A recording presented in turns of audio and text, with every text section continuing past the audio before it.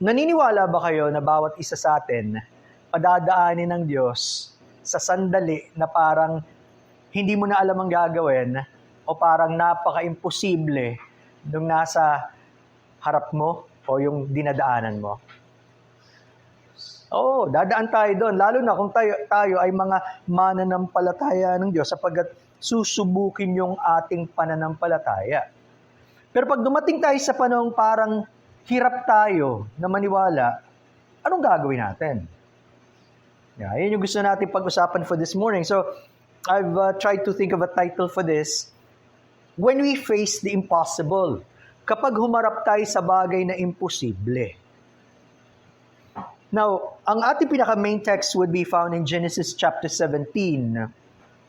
At sa Genesis chapter 17, nagpasimula iyan sa ganitong mga salita. So, Genesis chapter 17, and in verse number 1, ang sabi, "At nang si Abram ay may 99 na taon, ay napakita ang Panginoon kay Abram, at sa kanya'y nagsabi, Ako ang Diyos na makapangyarihan sa lahat, lumakad ka sa harapan ko at magpakasakdal ka." Habang iniisip ko to, wow, what a great time nakatagpuin ng Diyos itong si Abraham. Bakit? Isipin nyo, 24 years na ang lumipas nung unang tawagin ng Diyos si Abraham sa Genesis chapter 12. Sabi kasi doon sa Genesis 12:4, 75 years old si Abraham. 75 taon. Para sa atin, age of retirement na yan. Diba? Dapat sa mga nagre-retire, gusto nila, mas magaang na yung buhay. Doon pa lang magpapasimula ang paglalakbay ni Abraham sa pananampalataya. At sabi sa atin doon sa unang bahagi doon, iniwanan ni Abraham yung marangyang buhay niya sa Ur of the Chaldees na nasa Mesopotamia. Mayaman ang pamilya niya prominente, pero pagano. Pero nung tinawag siya ng Diyos, gusto ng Diyos alisin siya sa ganung klase ng buhay. At yun din ang larawan ng bawat isang mananampalataya. Kung talagang tinawag tayo ng Panginoon para sa Kanya, aalisin tayo ng Diyos sa dati nating buhay. Maybe hindi naman physically, hindi naman yung circumstance, pero yung dating lugmok tayo sa kasalanan, aalisin tayo ng Diyos doon para sa totoong pagsunod sa Kanya. Pero pagkatapos nun, pag binilang natin, 13 taon ang lumipas bago yung huling nakatala na pakikipag-usap ng Diyos kay Abraham, bago dumating ito. So imagine, matagal-tagal din. Kaya napakaganda nung panahong kinatagpo siya ng Panginoon. Marami na naganap sa panahong lumipas at napakaganda ng pagpapakilala ng Diyos. Pansinin niyo, nagpakilala ang Diyos bilang El Shaddai, ang Diyos na makapangyarihan sa lahat. Ito ang isa sa dakilang pangalan at katangian ng Diyos. At mapapansin natin, di ba, nagsisimula sa malalim na pagkakilala sa Diyos, yung ating magiging klase ng pamumuhay. Pag mababaw ang pagkakilala mo sa Diyos, ang buhay mo rin bilang kung ikaw ay mananampalataya, pag-ewang-gewang din. Pero kung ikaw lumalalim sa Panginoon, gusto mo lumakad ayon sa panuntunan ng Diyos. Nagpakilala ang Diyos bilang Diyos na makapangyarihan sa lahat, at sabi doon ng Diyos, lumakad ka sa harapan ko at magpakasakdal ka. Genesis 17:1. Yung magpakasakdal, English word natin, blameless. Ibig sabihin ng blameless, hindi sa walang kapintasan, buo. Yun ang term. Ibig sabihin, gusto ng Diyos kay Abraham, total commitment. Gusto niya, buong buo, italaga ni Abraham ang kanyang sarili sa Diyos. At yun nga mismo ang ginawa ni Abraham. Now, sabi sa verse 2 of Genesis 17, which is our text, "At ako'y makikipagtipan sa iyo at ikaw ay aking pararamihing mainam." Somehow, inulit ng Diyos yung pangako niya kay Abraham sa Genesis 12. Pero pag pinansin natin, mas dinagdagan pa ng Diyos later. Makikita natin yan. Patunay lang, ang Diyos hindi nakakalimot sa kanyang pangako. 25 years na halos ang dumaang panahon. Pwedeng makalimutan ng iba, pwedeng makalimutan ni Abraham, pero hindi nakakalimot ang Diyos. Inulit niya ang pangako at dadagdagan pa niya. And nung iniisip ko to para sa ating mga Kristiyano, dapat nalalaman natin at pwede nating yakapin yung mga pangako ng Diyos sa atin. Kasi ito pangako ng Diyos kay Abraham yan, hindi naman para sa atin eh. Pero may mga pangako ang Diyos na sabi sa Biblia, napakahalaga. Precious promises. Tingnan natin, 2 Peter chapter 1, verse number 4. Ikalawang Pedro, kabanatang 1, talatang 4. 2 Peter chapter 1, verse number 4. Anong sabi? Na dahil dito ay ipinagkaloob niya sa atin ang kanyang mahahalaga at napakadakilang pangako upang sa pamamagitan ng mga ito ay makabahagi kayo sa kabanalang mula sa Diyos, yamang nakatanan sa kabulokang nasa sanlibutan dahil sa masamang pita. Habang nabubuhay tayo sa mundong ito na lugmok sa kasalanan, napakadilim, tayo naman bilang mga mananampalataya dapat lumalago sa pagkakilala sa Diyos, nalalaman natin ang kanyang mga salita at yung kanyang mga napakahalaga at napakadakilang pangako. Pag hindi mo alam anong mangyayari, edi hindi mo panghahawakan, hindi mo paniniwalaan. Hindi ko alam kung natatandaan niyo, madalas ko na nakukwento in the past, yung isang babae na balo na siya, pinapadala siya ng kanyang anak ng tseke. Nasa ibang bansa eh. Hindi niya alam kung ano yung tseke.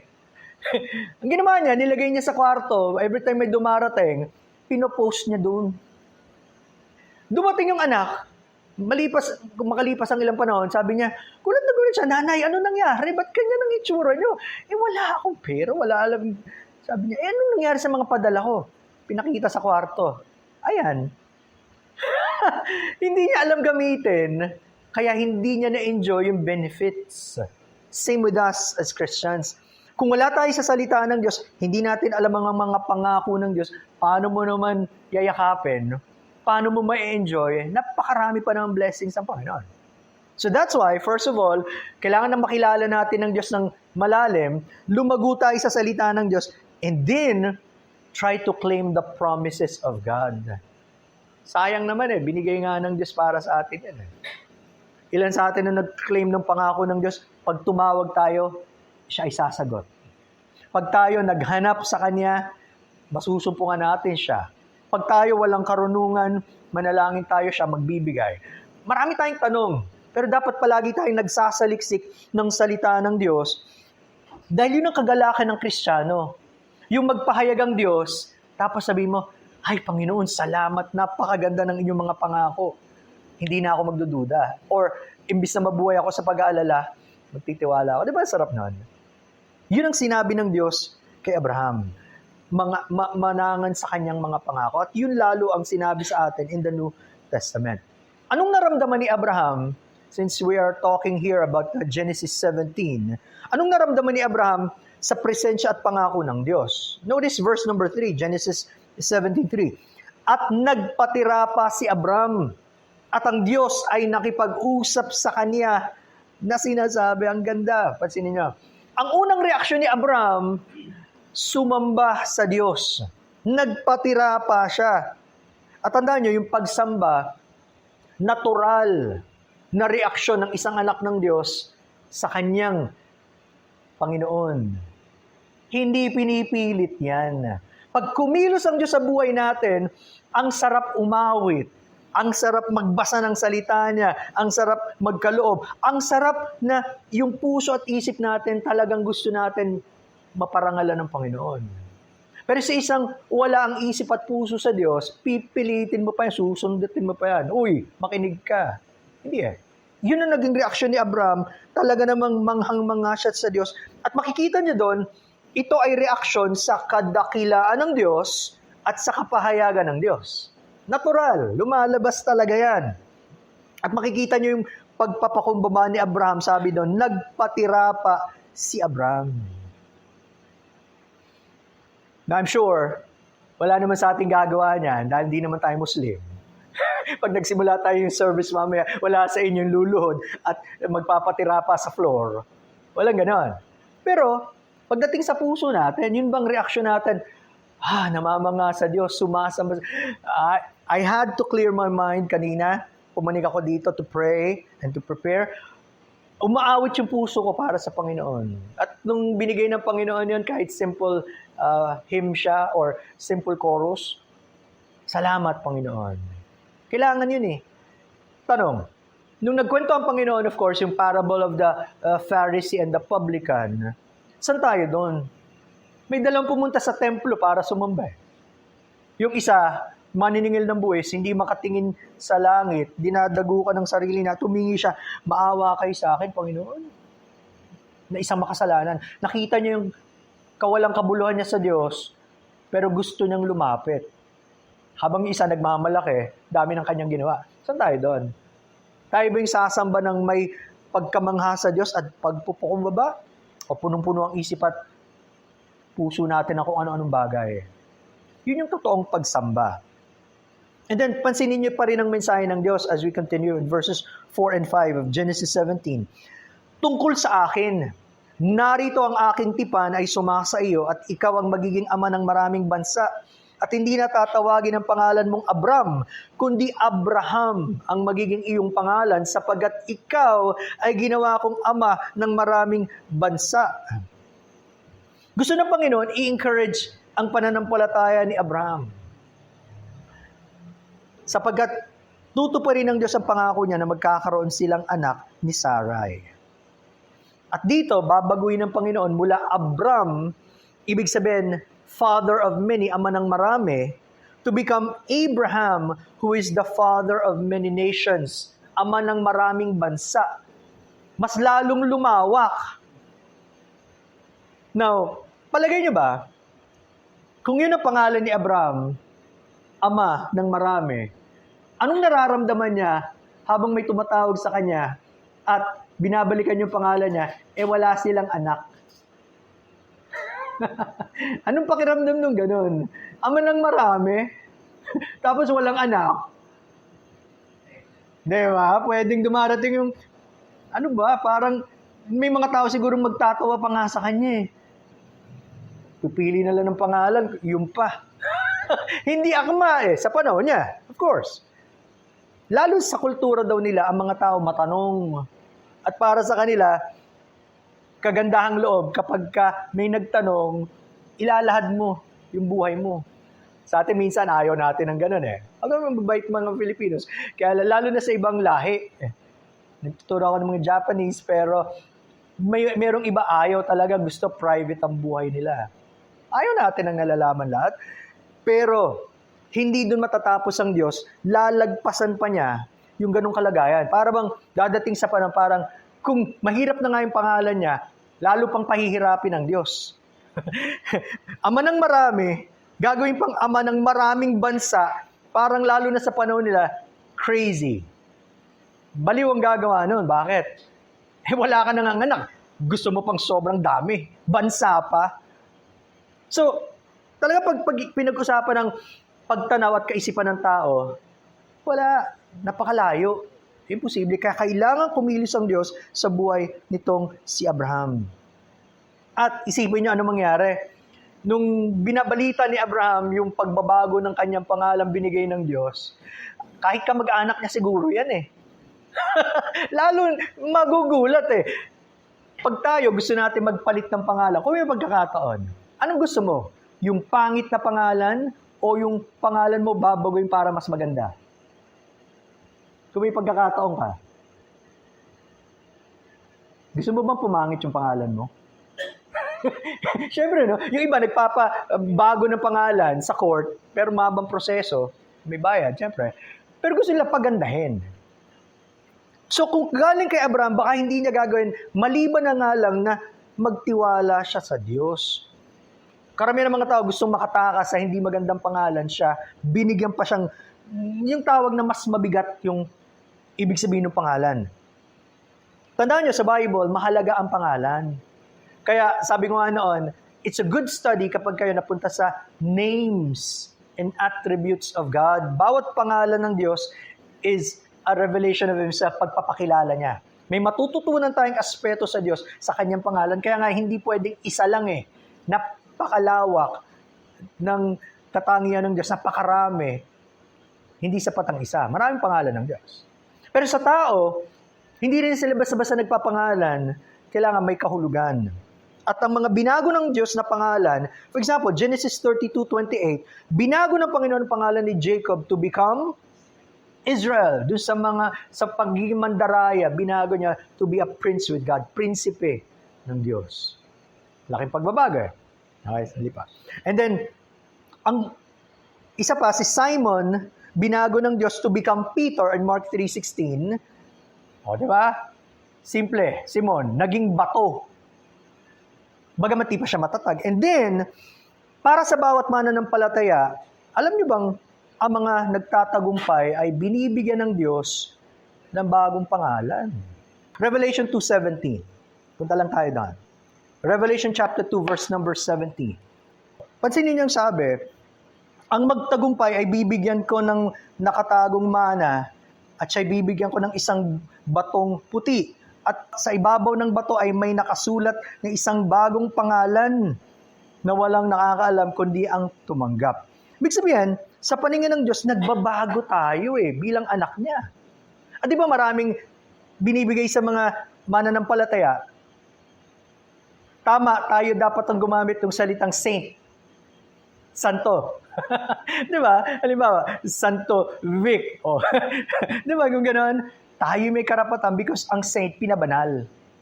Hindi yung mga gumagamit, di ba, sa maling paniniwala.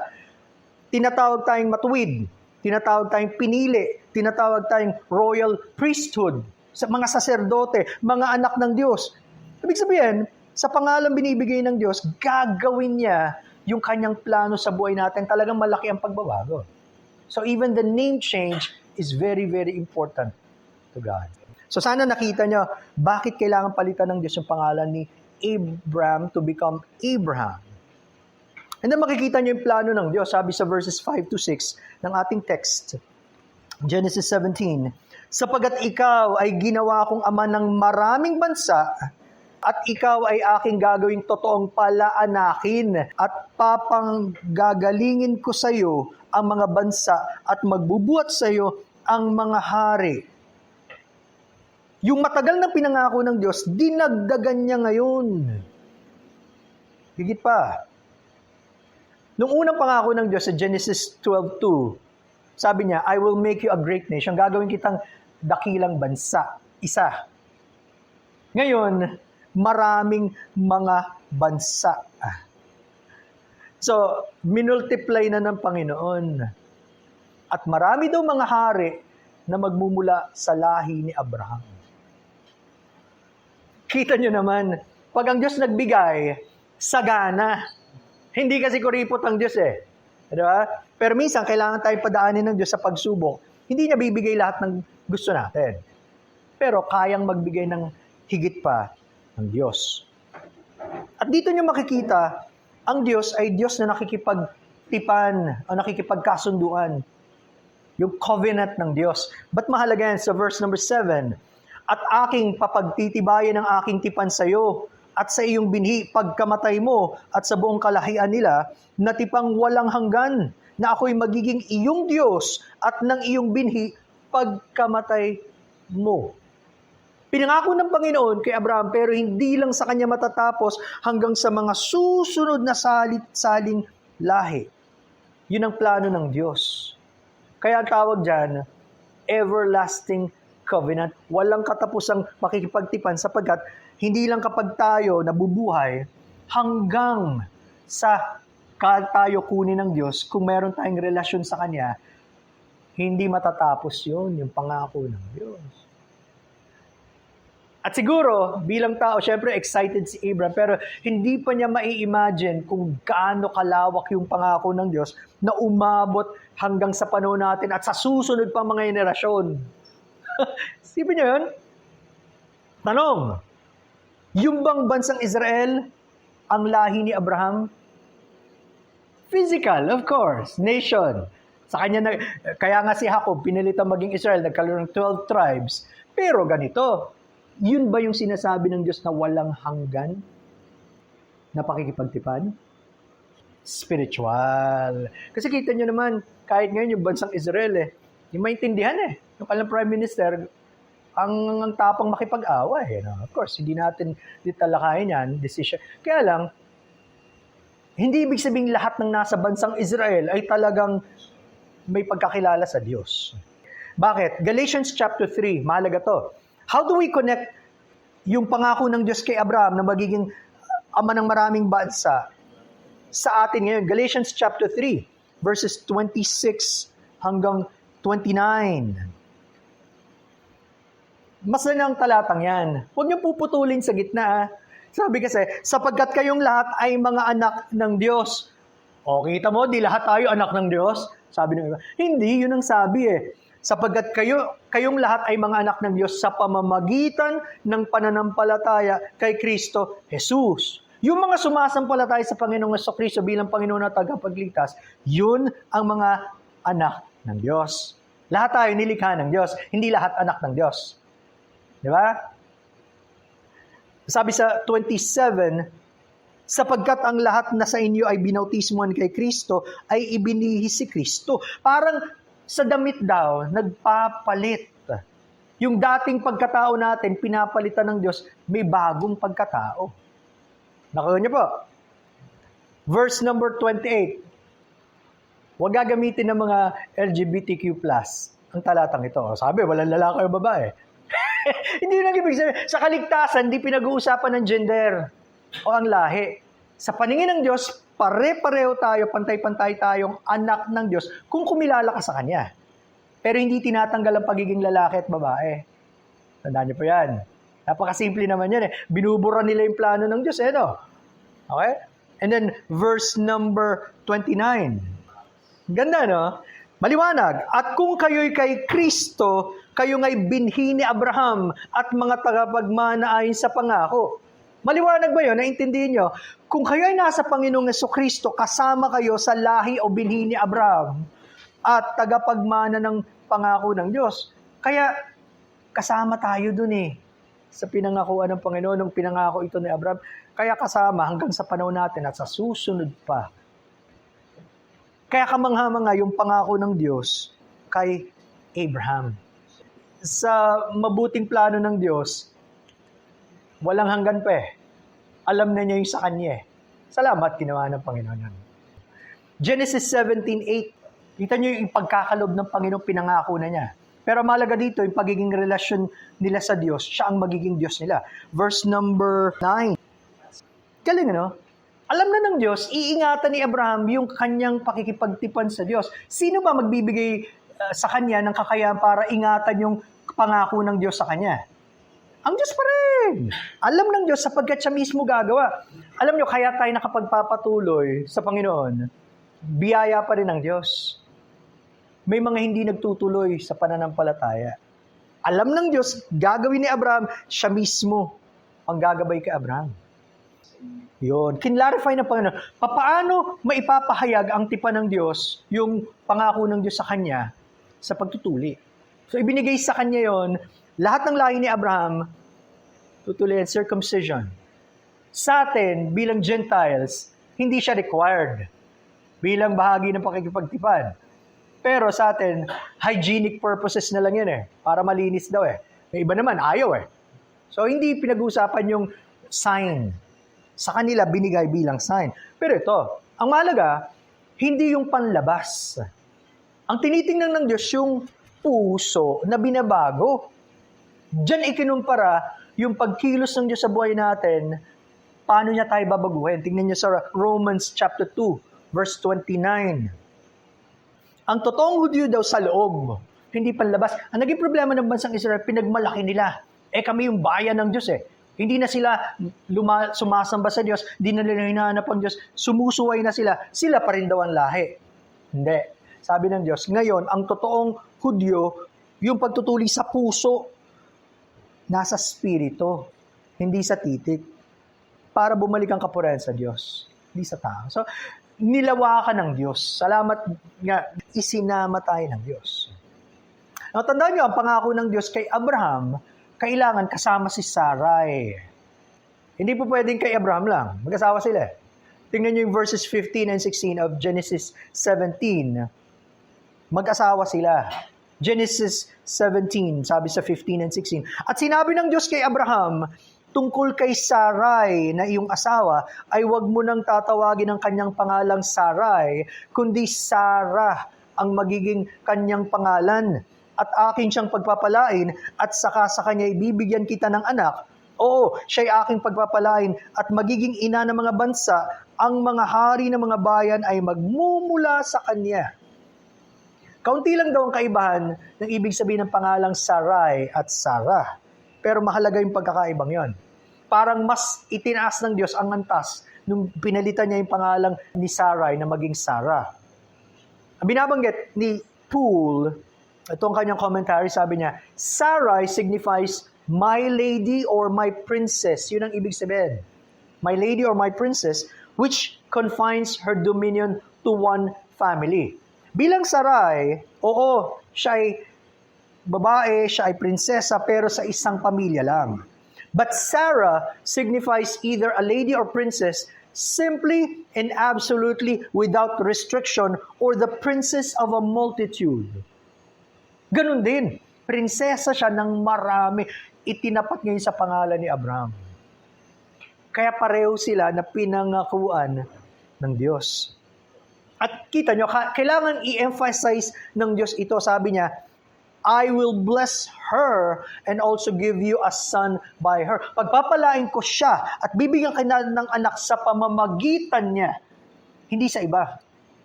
Yun ang emphasis ng her, sa pamamagitan niya. Walang iba. Hindi po pwede. Kaya nga, nagkamali si Abraham. Pinilit din ni Sarah, nagpapilit. Nung hindi sila magkaanak, nagduda. Naunang tato Tapos, sabi niya, baka naman tayo makakatulong sa Diyos. Hindi tayo magkaanak, ba't hindi ka nalang sumiping doon sa aking alipin? At doon nagsimula yung problema nila. With Hagar, ayaw nang sumunod, nung nagbuntes, naging proud, pinaalis, pero hindi sila pinabayaan ng Diyos. Doon lumabas ang anak niyang si Ishmael. Kaya daw ngayon, yung mga Arabs, diba, nagiging tinik pa rin Diyan lumabas yung lahing yun Ibig sabihin, kahit sa edad niyang yun, at 90 years old almost, 89 at this time, later on 90, pero hindi magiging imposible. Yun ang expertise ng Diyos yung mga imposibleng bagay, ang Diyos lang ang may kapangyarihan yan. Kailangan mong maranasan yung kapangyarihan ng Diyos, pero para maranasan mo yun, wala ka nang pupuntahan. Nasa hangganan ka na ng resources mo at lahat ng kakayanan mo. Doon ka tatawag sa Diyos at magtitiwala. Kailangan silang dali ng Diyos doon. Now notice, ano ang reaksyon ni Abraham? Sabi sa 17 and 18, nang magkagayon nagpatira pa si Abraham at nagtawa at nasabi sa kanyang sarili, magkakaanak kaya siya na may 100 taon na at manganak pa kaya si Sarah na may 70 taon na? At sinabi ni Abraham sa Diyos, kahimanawari si Ismael ay mabuhay sa harapan mo. Tandaan niyo, yung pagtawa ni Abraham, hindi pagdududa. Masaya siya. Bakit? Habang tinitingnan niyo yung kalagayan nila, talagang wala ng pag-asa Imposible Pero naniwala siya, ito ang pangako ng Diyos. Ay, salamat Panginoon. Masarap maranasan yung kagalakan, lalo na kapag tayo natututo magtiwala sa Diyos ng buong buo. Kahit na mahirap yung kalagayan natin. At alam nyo, pag kayo may panahon, puntahan nyo na lang Romans chapter 4, 17 to 21. Sapagkat doon, ilalarawan mismo ni Apostol Paul, gagamitin niya ang tagpong ito para ipakita yung pagkilos ng Diyos sa buhay ng mananampalatayang nagtitiwala sa Kanya. Napakaganda actually nung talatang yun Romans chapter 4, 17. Sabi doon, gaya ng nasusulat, ginawa kitang ama ng maraming bansa sa harapan ng Diyos na kanyang sinampalatayanan na nagbibigay buhay sa mga patay. Ang mga bagay na hindi buhay noon ay binubuhay niya ngayon. Kahit yung katawan nila patay na, hindi na makakapanganak. Pinuhay ng umaasa kahit wala ng pag-asa, siya'y sumampalataya na siya'y magiging ama ng maraming bansa ayon sa sinabi, magiging napakarami ang iyong lahi. Hindi siya nanghina sa pananampalataya. Itinuring niya ang sariling katawan tulad sa patay na sapagkat siya'y may 100 taon noon at ang pagkabaog ng bahay bata ni Sarah. Gayunman, hindi siya nag-alinlangan sa pangako ng Diyos sa pamamagitan ng di paniniwala, kundi pinalakas siya ng pananampalataya habang niluluwalhati niya ang Diyos at lubos na naniwala na kayang gawin ng Diyos ang kanyang ipinangako. Ang ganda! Nalugod niya ang Diyos sa pananampalataya na walang imposible sa Diyos. Kahit kami, tingin namin, walang-wala na kami. No? Kaya mga kapatid, kaibigan, sana dumating tayo sa panahon na makita natin ang kalakhan ng Diyos, yung kapangyarihan ng Diyos, na pag meron siyang pinahayag, gagawin ng Diyos yung pangako niya, walang pwedeng pumigil sa Diyos. Kahit sa tingin natin, imposible. Yun ang expertise ng Diyos. Kayang ng Diyos, lalo na sa panahong hindi na natin kaya. Ang tanong, kilala mo ba tong Diyos na ito? No, somehow, dahil tao pa rin si Abraham, nung sinabi niya, kahinawa si Ismael ay mabuhay sa harapan mo, either hindi niya nakalimutan itong Ishmael na kanyang anak, or iniisip pa rin niya, gagawa pa rin ng Diyos ng paraan sa pamamagitan ni Ishmael. Hindi pa niya totally natatanggap at nauunawaan ng lahat, pero nagtitiwala na siya sa Diyos. Alam niyo, kailangan linawin ng Diyos yan eh. Tingnan sa verse number 19 of Genesis 17. At sinabi ng Diyos, hindi, kundi ang iyong asawang si Sarah ay magkakanak sa iyo at tatawagin mo ang kanyang ngalang Isaac at aking pagtitibayan ng aking tipan sa kanya na pinakatipang walang hanggan sa kanyang lahi pagkamatay niya. Ibig sabihin ng Isaac is laughter, pagtawa. At paalala ito na magbibigay ang anak nila ng kasiyahan sa kanyang mga magulang at ito ay dahil sa pagtawa ni Abraham ayon sa pananampalataya. Pagpapalain ng Diyos itong si Ishmael. Hindi niya kakalimutan, pero hindi kagaya ng pangako niya kay Isaac. Dumating ang panahon, lumipas. Siguro mga 3 months lang or so.